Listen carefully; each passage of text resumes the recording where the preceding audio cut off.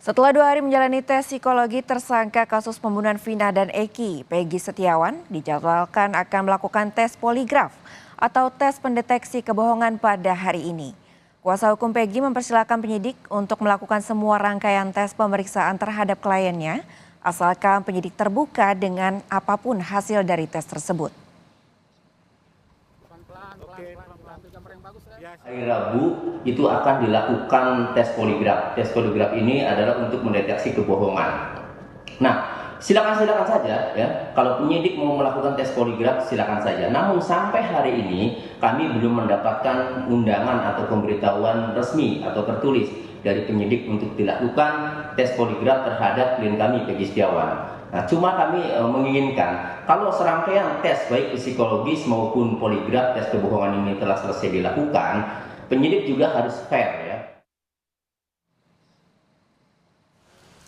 Melalui kuasa hukumnya, Peggy Setiawan mengajukan pra-peradilan ke Pengadilan Negeri Bandung pada Selasa sore. Dengan memberikan sejumlah berkas, tim kuasa hukum Peggy Setiawan diterima oleh petugas pelayanan terpadu 1 pintu pidana umum Pengadilan Negeri Bandung kelas 1A khusus. Kuasa hukum menilai penetapan tersangka Peggy Setiawan tak cukup alat bukti. Nah ini, kita sudah terregister ya. Sore hari ini kita sudah memasukkan permohonan untuk pra-peradilan dan sudah diterima, sudah terdaftar juga dari mulai permohonan sampai surat kuasanya sudah clear semua. Karena memang dari awal kita sudah disampaikan bahwa klien kita ini ditersangkakan oleh pihak kepolisian daerah Jawa Barat tanpa dasar yang jelas. Ya, kalaupun misalkan kepolisian daerah Jawa Barat mempunyai bukti dan lain sebagainya, kita lihat di konferensi pers pertama. Tidak ada bukti satupun yang mengarah kepada tindak pidana yang dilakukan oleh klien kami.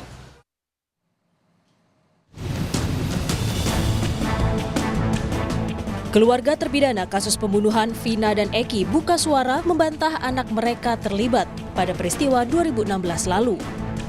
Saat bertemu dengan Ketua Umum Pradi, Otto Hasibuan, orang tua terpidana mengadukan jika anak mereka mendapatkan intimidasi saat pemeriksaan sehingga terpaksa mengaku membunuh Vina dan Eki. Kakak Suprianto, salah satu terpidana bilang, Suprianto sempat dipukuli saat pemeriksaan dan ia pun terpaksa mengakui telah membunuh Vina dan Eki. Sama Pak, dia juga nyetain bahwa dia di Minggu Nining ke rumah Hadi terus tidur di rumah anaknya Pak RT. Pada waktu tanggal itu? Iya. Betul begitu Ibu ya? Betul. Ibu tahu itu dari mana? Dari waktu jenguk anak. Waktu jenguk anak di penjara? Di Polda, iya. Di Polda. Dia ngomong begitu? Iya. Dia mengaku nggak pembunuh? Enggak. Nggak pernah. Tapi waktu itu ada berita acara ngaku itu gimana? Katanya dipukulin, disiksa Pak, telinganya dimasukin puntung rokok, sampai terluka Pak. Masya Allah, sampai dipukulin muka aja bonyok semua Pak. Gitu waktu itu? Iya, anak cerita. Anak cerita ya? Iya. Ada foto-fotonya itu ya? Ada. Cerita yang sama juga disuarakan ibu dari terpidana Eka Sandi. Eka Sandi telah membantah jika ia terlibat pembunuhan Vina dan Eki. 5 terpidana saat peristiwa terjadi tengah menginap di rumah RT. Apa? Kenapa dia mengaku pada waktu itu? Ya kan dia ngebelain adiknya. Hah? Adiknya nih. Bagaimana ceritanya? Ngebelain adiknya biar keluar. Kan 2 anak saya. Sampai satu lagi? Renaldi. Terus? Dia bisa keluar karena dia nggak ngaku terus. Jadi gimana katanya? Supaya Renaldi tidak ikut keluar, terus? Kakaknya tuh mengakui gitu, anaknya Sudirman. Katanya ini bawa ini, gitu. Yang minta ngomong itu siapa? Aldinya ngomong. Bilang sama saya, kan dia kan keluar. Udah dibonyok-bonyok itu juga Pak.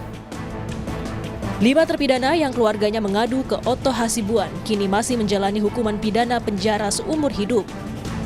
Tim Pradi akan bertemu dengan 5 terpidana untuk memastikan akan mengajukan peninjauan kembali atau tidak.